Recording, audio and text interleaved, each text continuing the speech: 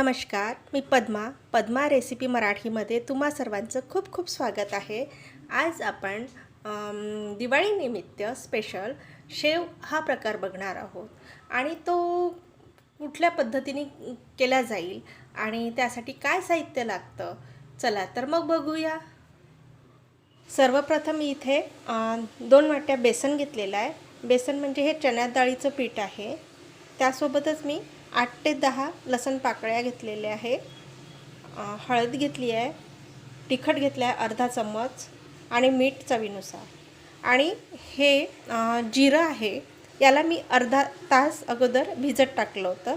Half tablespoon जिरं आहे, त्याला 1 चम्मच पाणी टाकायचं आणि त्याला भिजत ठेवायचं। तसंच हा ओवा आहे, हा पण हाफ टेबलस्पून घेतलेला आहे आणि त्याला 1 चम्मच पाणी टाकून त्यालासुद्धा भिजत टाकलेला आहे। आणि यालासुद्धा हा 1 चम्मच रवा घेतलेला आहे, रवा कुठला पण घेऊ शकतो आपण। त्याला पण 2 चम्मच पाणी टाकून त्याला भिजत ठेवलेला आहे। तर आता आपण सर्वप्रथम काय करायचं, एक मिक्सी जार घ्यायचं, त्यामध्ये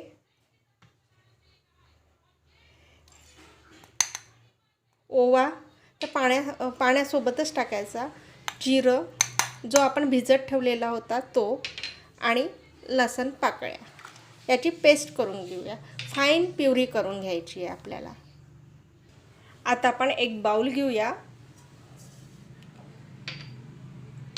हे साईडला करून घेऊया। त्यामध्ये हे पीठ टाकून घ्यायचं आणि लाल तिखट टाकायचं, हळद, चवीनुसार मीठ आणि त्यामध्ये आपण जे पेस्ट केली होती ते घ्यायचं। जे आपण पेस्ट करून घेतली होती लसण आणि ओवा आणि जिरं, तर ते आपण यामध्ये एका चाळणीच्या सहाय्याने यामध्ये टाकून घेऊया। कारण की समजा मोठा कण काही राहिला असेल तर तो आपल्याला शेव करताना प्रॉब्लेम होणार नाही, म्हणून ते चाळणीने असं गाळून घ्यायचं त्याला।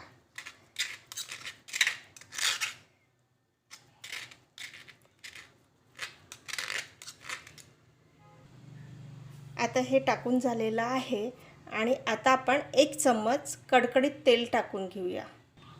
आता आपण हे सर्व मिक्स करून घ्यायचं आहे आणि यामध्ये आता आपण एकदम कडक म्हणजे छान गरम झालेलं तेल टाकूया।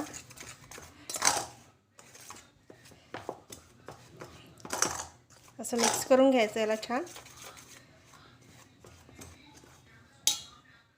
आता आपण हे तेल एकदम गरम झालेलं तेल टाकायचं आणि त्याला मिक्स करून घ्यायचं छान असं।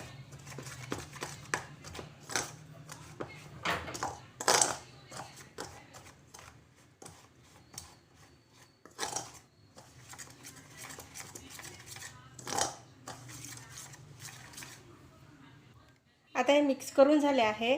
आता यामध्ये जो आपण भिजत ठेवलेला होता रवा तो टाकूया। हा रवा टाकल्याने काय होतं, हे 1 महिनाभर आपलं छान कुरकुरीत राहतात शेव।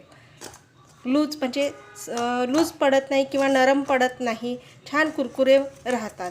आणि हा रवा तुम्हाला शेवमध्ये अजिबात दिसणार नाही, तो मॅच होऊन जातो आणि छान होतो। याला छानपैकी मिक्स करून घ्यायचं आणि थोडं पाणी टाकून याला त्याचा डो बनवायचा आहे, पण चकली एवढा घट्ट न बनवता त्यापेक्षा थोडा सैल बनवायचा आहे। छान मिक्स करून घ्यायचं याला। आता आपण थोडं पाणी टाकत जायचं आणि याला छान मिक्स करत जायचं। अगदी थोडं टाकायचं, कारण की बेसन आहे त्यामध्ये पाणी जास्त नको म्हणून, नाहीतर ते पातळ व्हायचं।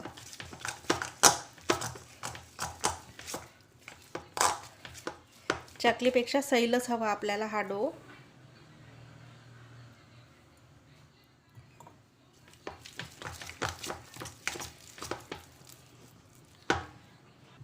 आता आपण हा साचा घेतलेला आहे आणि त्याची जी प्लेट आहे ही लावलेली आहे आणि याला आतून आपण तेल लावून घेऊया. थोडं एका ब्रशच्या साहाय्याने किंवा चम्मचच्या साहाय्याने तेल लावून घ्यायचं असं. आणि मग हे जे मिश्रण आहे यामध्ये टाकून घ्यायचं. या पद्धतीने टाकून घ्यायचं यामध्ये.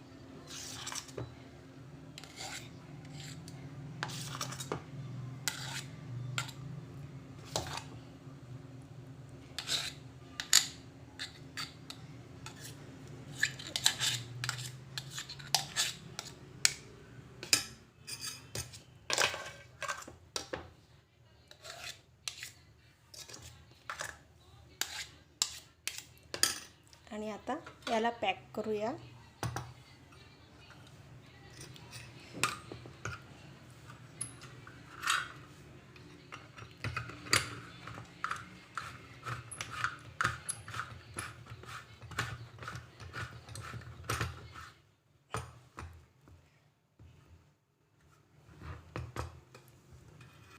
इथे मी गॅसवरती एक पॅन ठेवलेला आहे, त्यामध्ये तेल टाकलेलं आहे आणि तेल गरम झालं का बघायसाठी आपण थोडंसं त्यामध्ये टाकून बघूया तेल गरम झालं का म्हणून.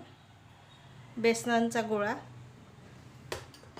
समजा हा गोळा वरती आला तर तेल गरम झालं असं समजायचं, नाही आला तर तेल गरम व्हायचं आहे असं समजायचं.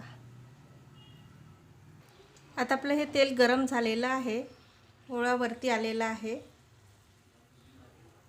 आता आपण शेव करून घेऊया. आणि गॅसची फ्लेम हे मीडियम फ्लेम ठेवायची, लो ते मीडियम. फास्टमध्ये करायचं नाही. आणि शेव करताना साईडचा राऊंड घ्यायचा पहिले आणि मग आतमध्ये राऊंड घ्यायचा आहे.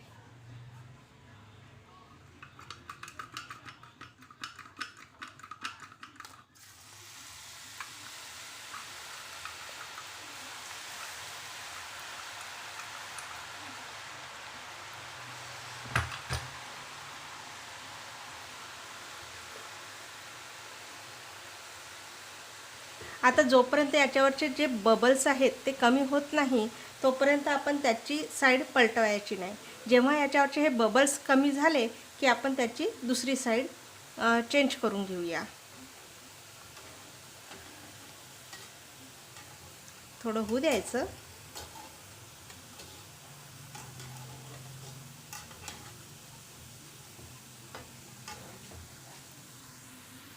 या पद्धतीने आपण हे केली आहे. आता आपण याला थोडं तेलामध्ये होऊ देऊ आणि कलर हा आपल्या आवडीनुसार करायचा आहे. जास्त डार्क हवा असेल तर डार्क करायचा, नाही तर येलोइश ठेवायचा. आणि आता आपण याला टिश्यू पेपरमध्ये काढून घेऊया.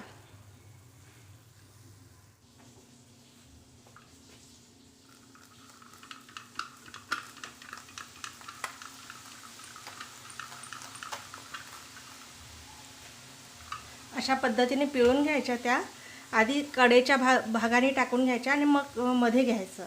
आणि आता याच्यावरचे बबल्स जेव्हा ते नाहीसे होतात तेव्हा याला आपण पलटून घेऊया. आता हळूहळू याच्यावरती जे बबल्स आहेत ते निघत आहे.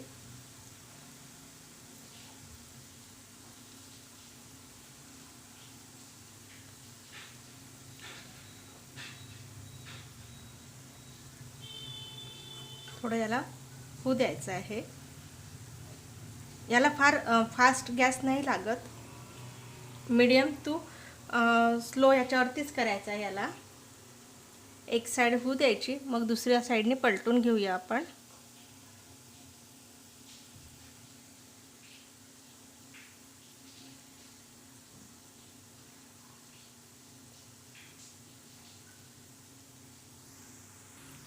आता आपण बघूया झाली आहे का, आणि याला पलटवण्याचा प्रयत्न करूया.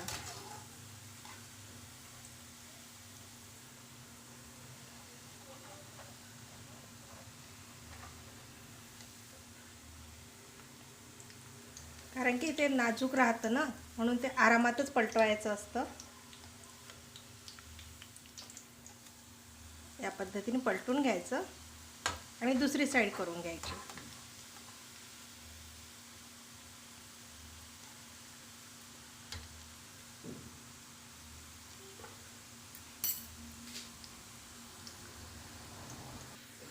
आता आपण दुसरी साईडसुद्धा झालेली आहे.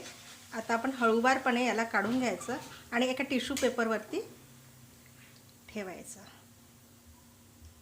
याचं तेल निथळू द्यायचं आणि मग टिश्यू पेपरवरती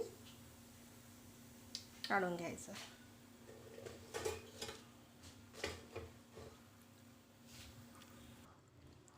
अशा प्रकारे आपण ही शेव करून घेतलेली आहे आणि खूप मस्त कुरकुरीत होते आणि 15 दिवस किंवा 20 दिवस म्हणजे अगदी कुरकुरीत राहू शकते. ती नरम पडूच नाही शकत आपण ही ट्रिक वापरल्यामुळे.